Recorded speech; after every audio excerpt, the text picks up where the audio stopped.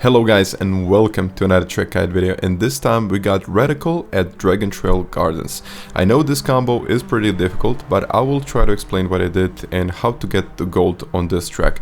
I know it's pretty difficult car, I know sometimes it can slip out, it's difficult to control under braking, but I think with a couple of good advice it's pretty much gonna be as easy as it gets. So this one was a top 15 in the world at 38.5. World record at this point is a 38.1, so not that far off from the world record. And yeah, that's pretty much it. Without further ado, let's get going. And let's begin with the track guide. So Radical is a pretty sketchy car under braking, and there is a way how to control it. So basically when you brake, okay, the first braking point is the tree on the left. When you brake, you need to stabilize the car with a little bit of throttle. So I will tap the brakes. If the car tries to slip out, you can always put an additional maybe 10-15% on the power, which will stabilize the car. And it will basically make it better and more stable around the turn. But here, just before the curb, or you can start braking at the curb, it depends on the speed you take out of the previous corner, don't downshift. Like, don't downshift quickly, take your time to downshift. And here it's just a little tap on the brakes, nothing too much, and also don't downshift quickly.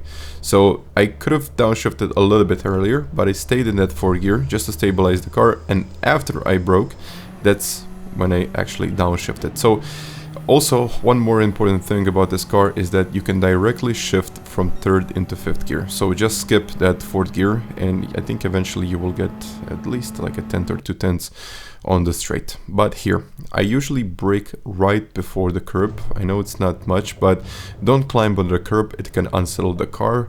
Going in this 1st gear right here, this is crucial. Upshifting once again in the 3rd gear. So we are once again skipping 2nd gear. We're actually always skipping that 1 gear, but here I wanted to upshift into 5th, but unfortunately the car didn't upshift into 5th, so I stayed in 4th, and I think this was even better in the long run. So here, looking to the left, I know it's a very difficult corner, but we're gonna do the same technique, just a little tap on the brakes, 4th gear, and then stabilize the car with a bit of throttle. So here, once again, I don't want to downshift, I don't want to do anything, so basically I'm staying in 4th gear, a little bit of braking, and then upshifting into 5th gear. So 5th gear or 4th gear, I don't know if it's gonna make a lot of impact on your lap time, but I did prefer to exit in 5th gear. It made me more stable, and I think in the end I got more speed. But here, after the braking point on the left, usually you have to just tap the brakes and don't downshift too quickly. So I'm just gonna repeat myself, don't downshift too quickly, otherwise this car is gonna be incredibly unstable, and it's gonna be very, very difficult to get it around the turn. So here, 4th into 6th, and it's always good to kind of skip that 1 gear. I mean, you can see that even on the straight after this one, I'll be skipping into 5th, but we'll go into that a little bit later. Just when you get onto the curb, brake until 50. So 50 is always the mark to start turning.